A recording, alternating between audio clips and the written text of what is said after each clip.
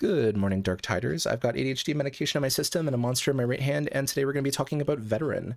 Sorry if this is a little bit slower, down-tempo, and maybe a little less good compared to my other uploads. If I stutter or stumble, it's because it's very early in the morning and I'm very tired. Why am I doing so? Because maybe my computer's working today. I played through one game without a crash. I've tried to record this video like 15 times. I keep getting crashes, freezes. For those of you who don't know, my computer's just having tons of issues. I have no audio. I've gotten Windows Explorer errors. My footage got corrupted from a full week and a half of collecting it. I've tried to make I don't know how many videos. It's very frustrating. I won't bore you with it. I'm trying to fix it. It might just be a hardware issue and I just have to bite the bullet and throw my rig out, kind of.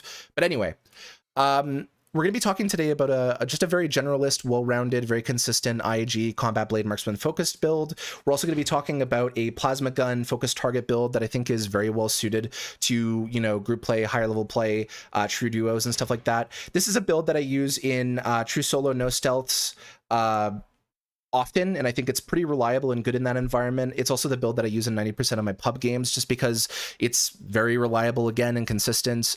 You can offer a little bit of team utility, not look like, a greedy player while playing this build, but also you can go off on your own, or if you're in a clutch situation, it's very reliable.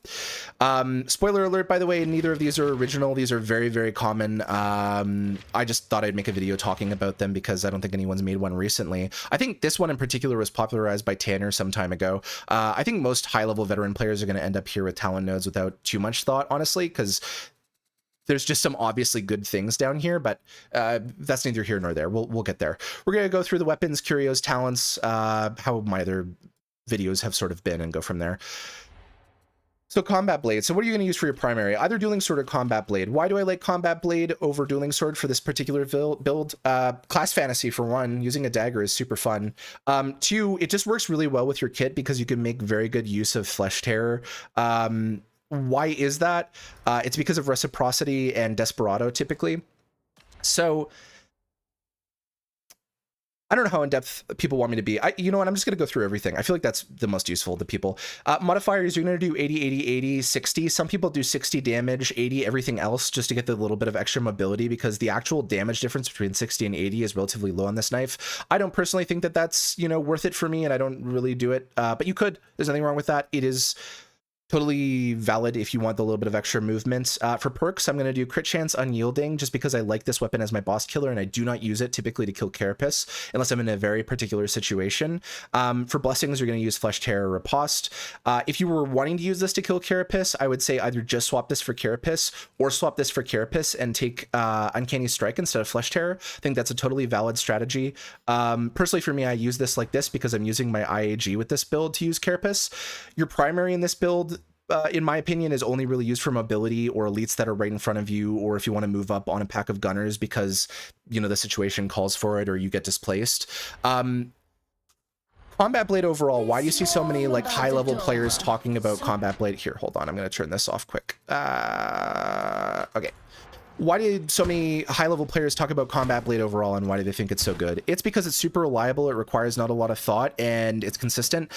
Because of flesh terror, what you can do, and most veteran players are going to be doing, is they're doing 1-2 dodge, 1-2 dodge, 1-2 dodge. Even if you're getting hit and you're dodging suboptimally while you're doing this, you're stacking your crit and the bleeds are just going to delete whatever light horde, heavy horde, whatever it is in front of you. Other people also use it for killing bosses because what you can do is you can stack up bleeds and then focus weak spots with push attacks or strike downs. It's just a really, really good weapon. And like I said, you get added mobility from, doing completed heavy strains. A lot of people fool themselves into thinking that they're getting added mobility by doing held. It does not. You only are getting it if you get the momentum of actually stabbing through. I know it looks like you're slowing down there, but if you don't complete this action, you don't get the initial burst of speed from drawing back.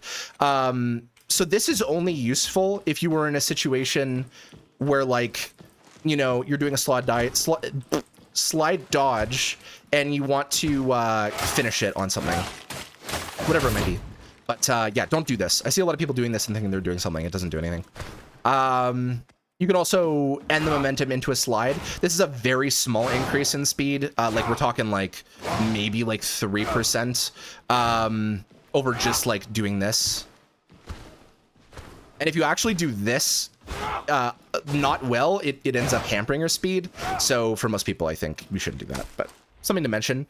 Why am I using a Mark 5 over Mark 3? I know a lot of people are Mark 5 haters. I know most high level players are actually Mark 5 haters.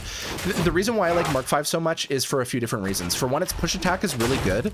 I love using its push attack. It's reliable, it's straight. You can kill things very, very efficiently with it. It has tons of pen. The reason why a lot of high-level players don't overuse this push attack is because, unlike Psyker, the stamina draw is too great, and it doesn't allow you to do so infinitely. And then you get in a situation where I completed push attacks. Oh, there's a dog. I can't push him now because I'm at 0.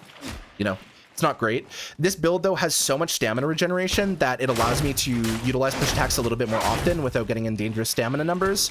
The other thing I love about the Mark 5 over the Mark 3, by the way, you can get strike downs just by using special action or, you know, in your third attack in a sequence.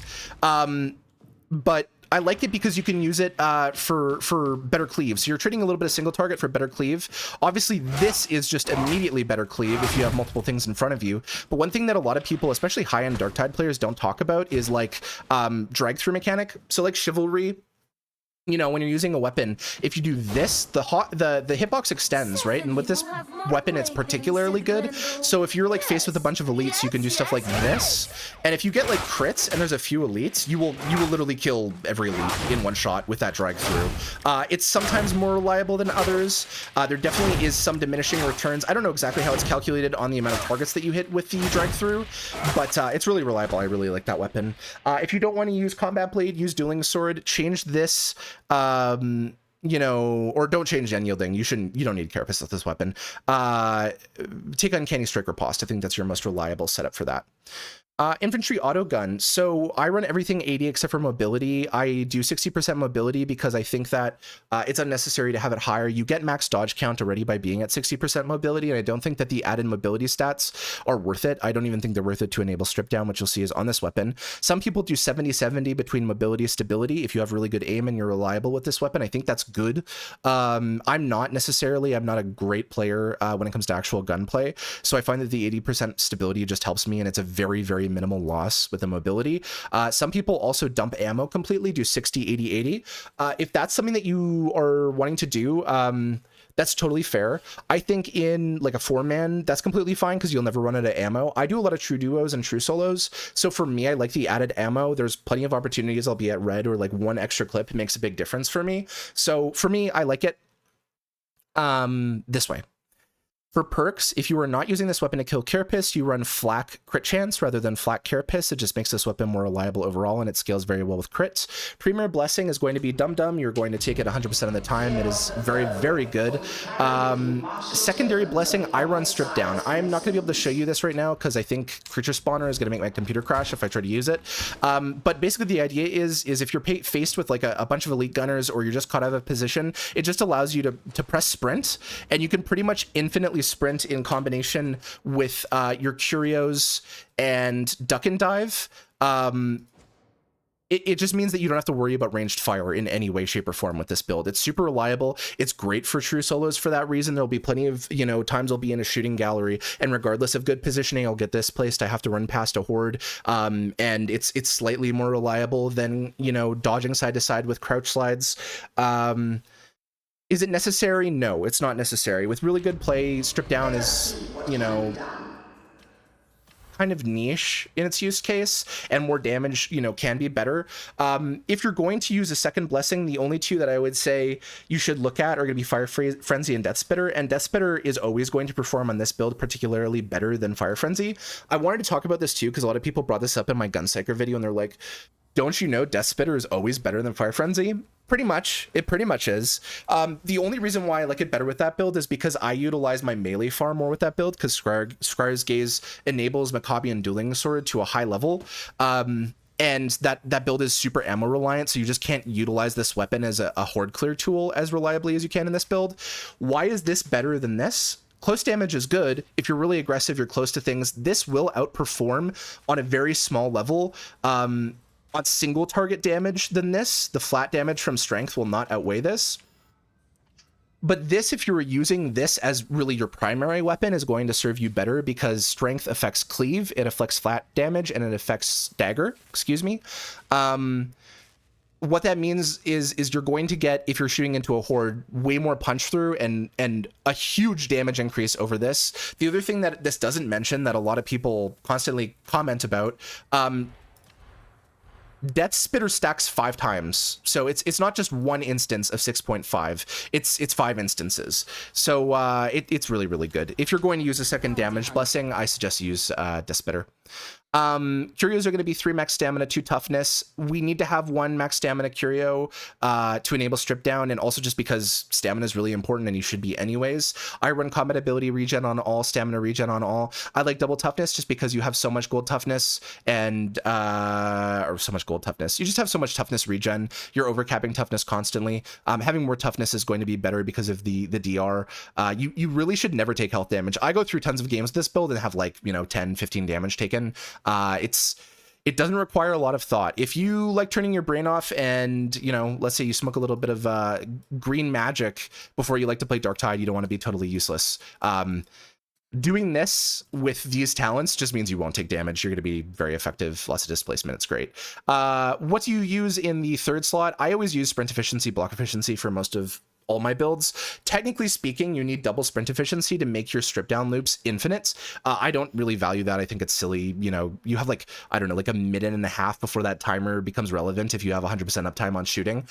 So I wouldn't do it, but you could if you want to, if you just like it too as well to help enable Combat Blade to do heavy runs a little bit better. That's fine. I take the extra 5% toughness node just because I really value it and I think it's good. If you don't want to take those, what can you do? So let's say we didn't want to take the 5% toughness node. You could take, again, another sprint efficiency. You could take toughness regen speed, although I think Tanner uploaded a video talking about it. Toughness regen speed overall is not a really good stat. If you were in somewhat lower level group play where you were consistently with your team, it is okay. It is, I would say, even average or above average. I also think though with this build, you're generating so much toughness, it's just pointless. I don't think it's worth it. You could argue bomber resistance is better than the 5% toughness just because of where the meta is. I think especially for solo duo play, it's particularly effective just because it makes dealing with them as displacers much more reliable. And there's a lot of them and they're really annoying. Anything else I think isn't really worth your time. If you wanted to take snipers, you could, but you have gold toughness and you shouldn't be dying to snipers anyways. Talking about the actual talents in this build, I will go into Longshot and Volley Adept with this one. Close Order Drill is obvious. Toughness DR is really good. Confirmed Kill is also really good. One thing that I don't think a lot of people consider is the fact that it's not only 10% toughness and then 20% over 10. This stacks, right? So you get your immediate 10% toughness and then you get those 20% toughness over 10 seconds, which is a small amount, but stacked up is very consistent, and it will result in you having your toughness just sort of being refilled even when you're by yourself relatively easily. Stamina is good, toughness is good. Shredder frag grenades. I cannot overestimate to the general player base how good these are. I don't think they're broken by any means. I think that they are good skilled play.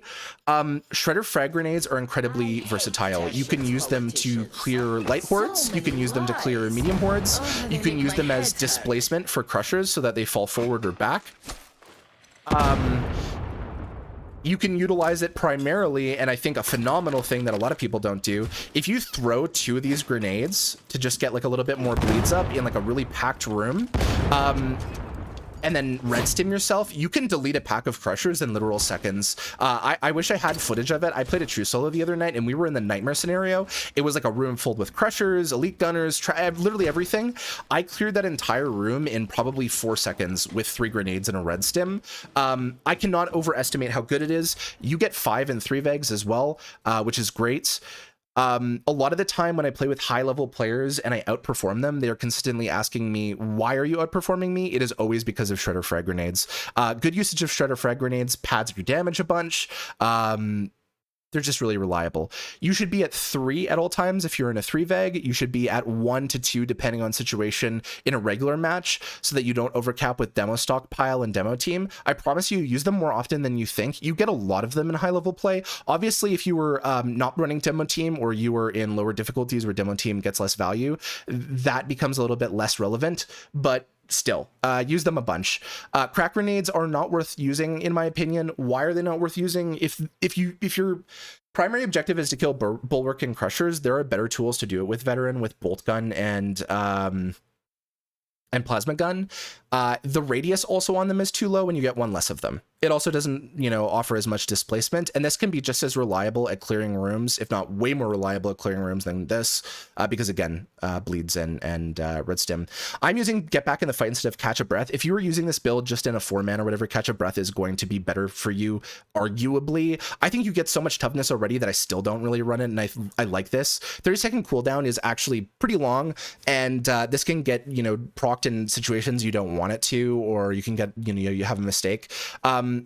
I think particularly it's good with strip down though, because if you do mess up, it offers you a chance that once you get your toughness broken, you get stunned, you get your 50% stamina back, and you just go into a sprint, and then you don't lose any health. And then, presumably by that time you have, rolling toughness, or you get a shout off, whatever it might be. It just saves your life every now and again. And I think it's more reliable than this, because I think this is unnecessary with this particular build. Survivalist is still really, really good. A lot of people still don't run it. I don't know why. I understand that the cooldown, made it worse, but it still is free ammo, and free ammo is good, especially in higher difficulty environments where ammo and resources are a legitimate concern. Demo stockpile is phenomenal. I don't need to go into why. I don't think. Why am I not using field improv with this build, and why do I think field improv is extremely good but situational?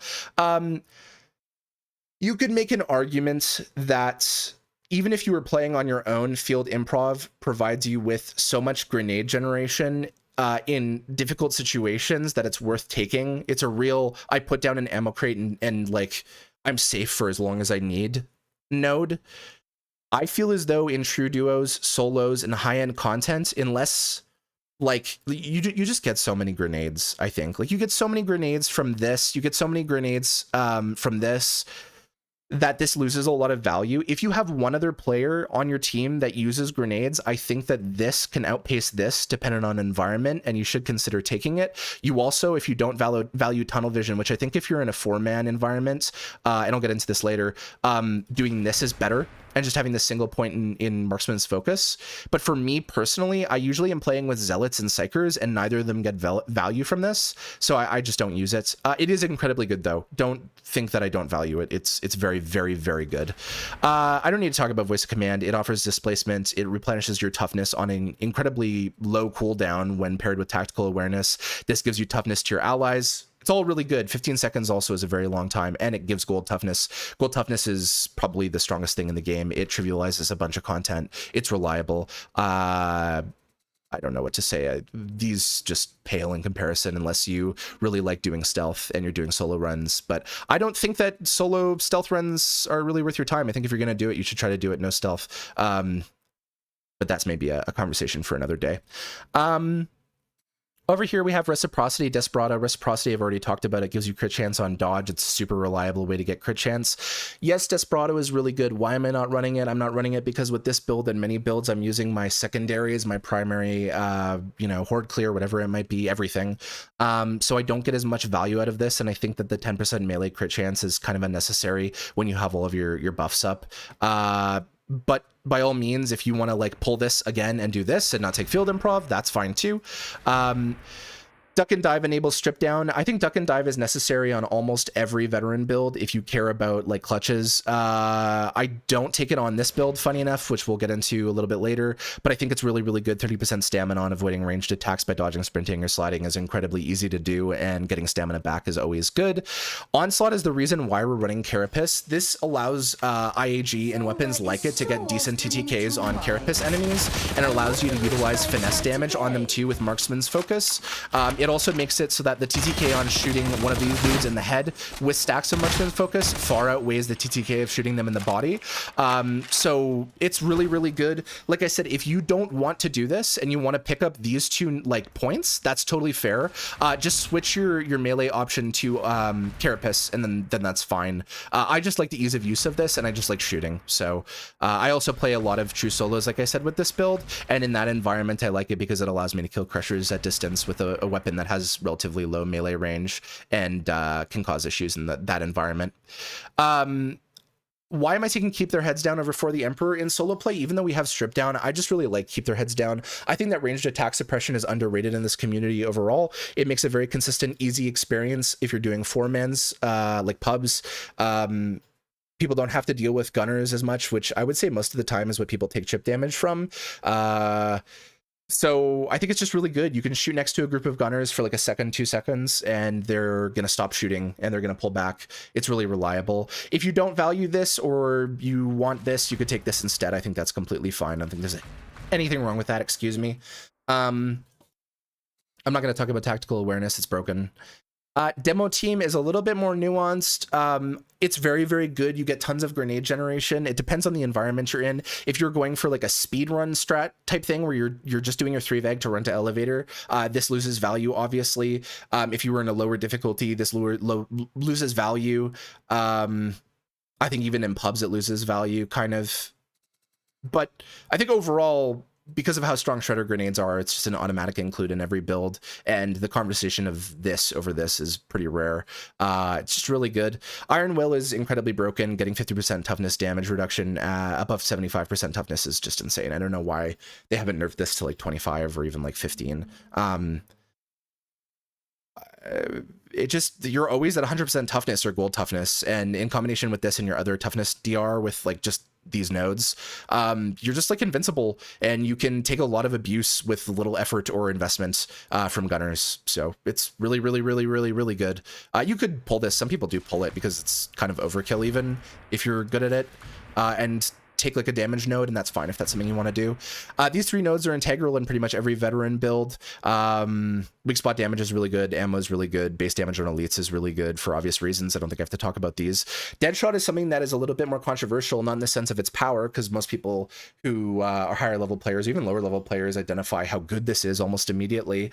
The only thing is it requires you to, you know, spec into it a little bit more, either to have 2 toughness, or excuse me, 2 stamina curios or 3. I don't think like it's worth it for me personally, just because a lot of the time I am looping with my gun and making use of tunnel vision. I just don't like it for like the environments I play in. But if you're like in a 4-man and you just want to deal more damage, I think it's totally fine.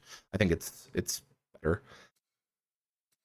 Marksman's Focus is something that is criminally underrated in this community, and I think it's PTSD from like its pre-nerf state. A lot of people are like, oh, I don't like this weapon because, you know, it punishes you for moving or whatever. Look at how long it takes for this to drop off now.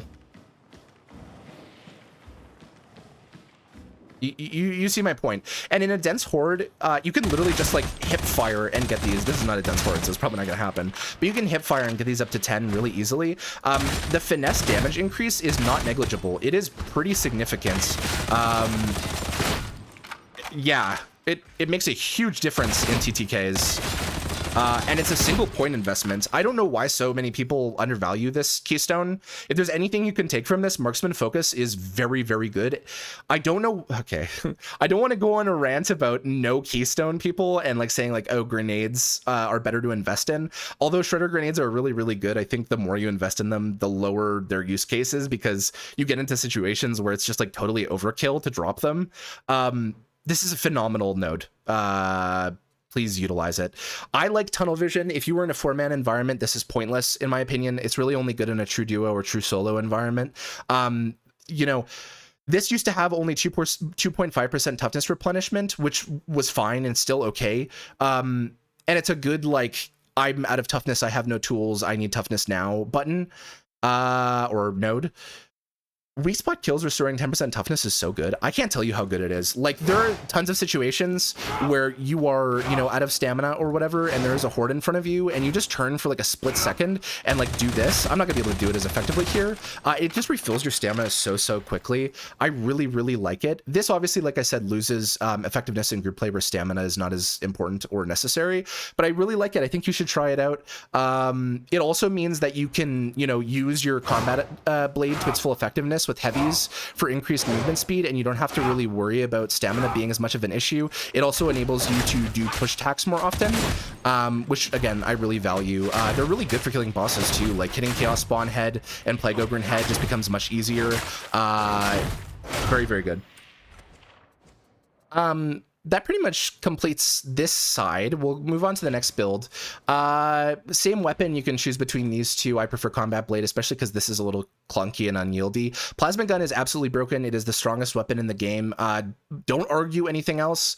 I say lovingly, actually, you can't argue. I have some very strong convictions about this weapon. I think it needs to be nerfed quite a bit. If you were in a pub environment, you probably haven't experienced this. If you're in a pub environment and whatever veteran you have is a very good player, they will make the game completely like boring with this weapon. It's just so consistent. You one-shot pretty much everything. You get into like panic situations and you can make good use of Gets Hot and Blaze Away so that you get additional crits and stuff like that, and damage, and it's a boss. It just does everything. It does literally everything. I'm running Flak Carapace. That's going to be what most people suggest, just because of the fact that it allows you to kill all units effectively. You're going to one-shot everything in the game other than these two enemies already. You run everything at 80 except for charge rate, because almost always you're just going to be left-clicking with this weapon. The only time that you right-click with this weapon is Ogryn's, and even then it's kind of an argument. Mostly because with buffs from Focus Target and other things, you can actually get one-shot crits with this weapon if you have, you know, full Blaze Away and Gets Hot. But, you know, generally that's how you're going to be utilizing the weapon. Very good. Again, I don't know how much I really can say about this. This is going to be exactly the same as the other build. Major differences between this build, this is all going to be the same. This is going to go for Focus Target over Marksman's Focus.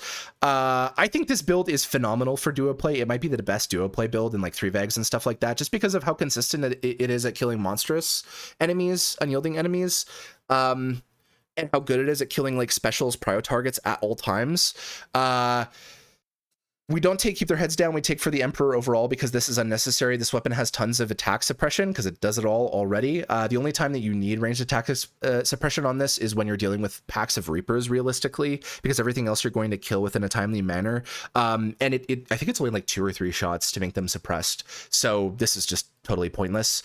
This is really good for obvious reasons, and you have tons of uptime with this, so you could take this. The other nice thing about this is it gives you, I don't know if you saw there, I had that enemy where like I hit them and they were at like 5 health or whatever. This will stop that from happening. Why do I not go for Longshot Volley Adept? The argument for Longshot is it also stops you from doing what just happened there, where things will be at, you know, 1-5 health with body shots or without crits. I think if you were a lower skill player and you can't hit heads as reliably with this weapon, actually this is like a worthy investment because it'll result in really reliable TTKs with a 1-point investment. Volley Adept is never worth doing for one simple reason, and that's animation cancels. I know some of you might tune out from me saying that. I promise you this is really easy. There's very little reason for you not to do it. Pretend like, you know, it's a simpler time. You're playing Gears of War 3 with your homies and you're doing a timed reload. Most weapons have tiered animation, you know, tiered animations for this game. This weapon has a particularly obvious one. So there's 3 phases. There's when the, you know, battery pack, whatever it is, energy cell, unlatches from the gun, where you lock one in and where you like vent the gun finally. So I'll show you really quick here. It is unlocked, I sprint. It is popped in, I sprint. It is vented, I sprint. It's a huge difference in reload speed. It makes Volley Adept pointless. I'll show you, just for your reference, how long this reload takes without it. You'll notice immediately the difference. Yeah. So, and I actually ended the animation. It's like a little bit longer when he like pulls back the gun and everything. It's really easy to do. If there's any animation cancel I suggest to people, it's this one always, because it just doesn't require a lot of thought or overhead. There's also very distinct audio cues. If your audio in this game is working, you get like a chunk. So pretty easy to do. You should do it. It makes these kind of pointless, but if you want to, utilize this single point, like I said, to make things a little bit more reliable, that's fine. These are going to be the same. I actually don't take competitive urge on this build. Usually I take bring it down. Why am I taking bring it down? Mostly because I'm using or doing, 3 Vags and duo scenarios. So being able to more reliably kill crushers, bulwarks, and reapers in those scenarios is very good for me. Just where like you don't want to wait long enough or rely on, random procs. It also gives you just flat unyielding damage, which is phenomenal, or monstrosity damage, which is phenomenal. Competitive urge. This is a long conversation I've had with many veteran mains.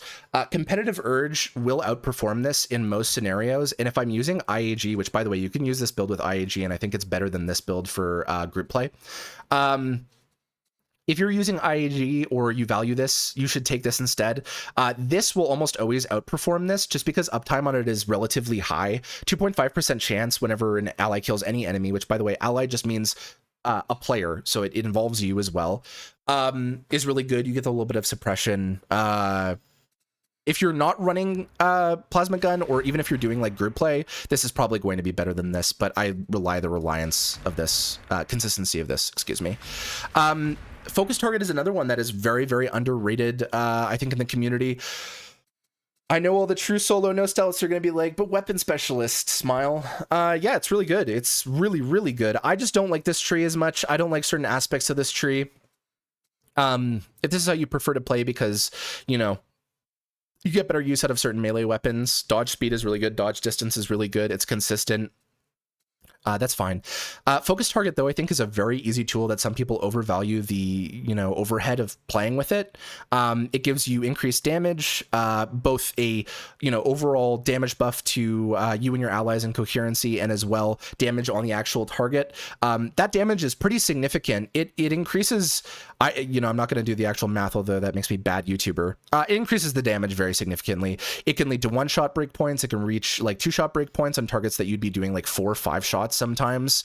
It helps your allies with damage. And the reason why I say specifically, and by the way, if you're going to do this, there's a few ways you do it. Either you do this or you do this. I think almost always if you're going to take this, you should do this. I like going for the full package though, because this improves these and gives a little bit better breakpoints on certain targets. Target down, I think, is criminally undervalued. Getting more toughness back, like I said, is always good. And stamina, like I said, for the same reasons as this build is really good. I think this is what makes this build a particularly phenomenal duo build. Giving you and your ally 40% toughness, stamina just off the cuff is phenomenal. Like, you guys will be looping, you'll be making good use of combat blade. You target something in the middle of your kiting. Suddenly both of you have a stamina re-up, and then you can do so again very, very quickly. I think it's phenomenal. And I actually think, like, even for true solo play, this with an IAG can outvalue this. I just like this play style a little bit more. And I play a lot of no-HUDs too, so this is, like, not reliable, obviously, in that environment. If you want to drop a couple things for Desperado, that's fine. If you want to drop a couple things for Duck and Dive, that's fine. I find, for me, honestly, though, this build, specifically with Plasma Gun, if you want to turn your brain off and just play the game, this is probably the best build in the game for that. You don't have to dodge, you don't have to slide, you don't really have to do anything other than like stand, plant your ground, and shoot, because of the amount of toughness DR, because of the fact that this reliably one-shots disablers and specials so often. Even green enemies a lot of the time, if you have your damage increases up, this will one-shot to a weak spot hit. It's just really, really good. I hope you try both of them out. Sorry if this got rambly or a little bit long. I also wanted to include some gameplay footage. I want to have a little bit more edited video stuff, but I just can't do it. This is already filled. I don't know how many times, but I'm hoping that it worked. Hopefully it's not corrupted. Anyways, thanks for waiting. Thanks for watching. I really appreciate everyone I've talked to. Everyone's been super positive. I promise I'm going to upload more. I might have to just drop a bunch of money on a new rig. I don't know. I'm not made of gold, but I'm going to try, I guess. I'm going to be making a performance settings video and also a mods video probably in the next couple days, because both of those things should be relatively easy to record and shouldn't stress the computer too much, so look out for that.